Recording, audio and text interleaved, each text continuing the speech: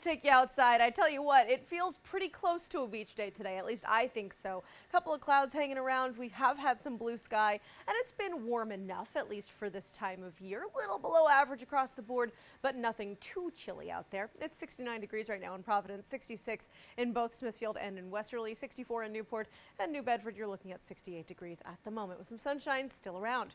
Over the next 10 hours, temperatures dip and we see the clouds retreat as we move overnight into tomorrow morning.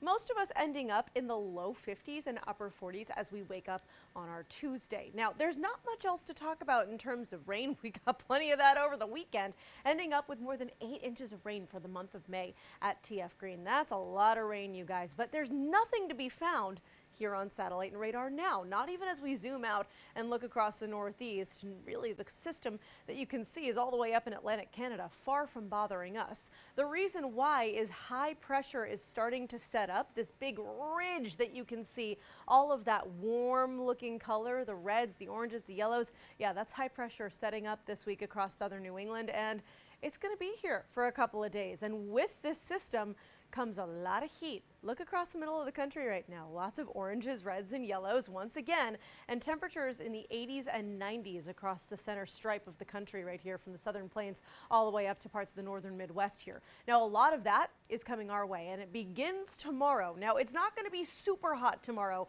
but it will be back above average. You can see Woonsocket, for example, at 79 tomorrow, Pawtucket and Providence at 78, 77 in Scituate, and as we move a little further south, even along the shoreline there, Narragansett at 72, 71 for Westerly tomorrow, and looking at 76 as we head to Bristol tomorrow afternoon.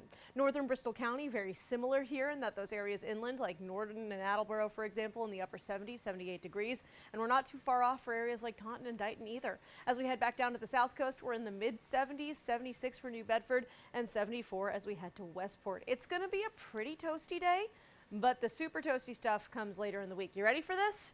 Look at these numbers. We're going to be in the upper 80s on Thursday. Providence, I'm putting at 88 degrees, and I don't think it's out of the question that one or two cities actually reach the 90s as the heat continues to build underneath this ridge. So plan for a super toasty week and a muggy week as well. It's not too bad today, but as we move, especially through Wednesday, Thursday, and Friday, you're going to notice some of that summertime stickiness in the air, especially on Thursday and Friday of those 3 days I just named.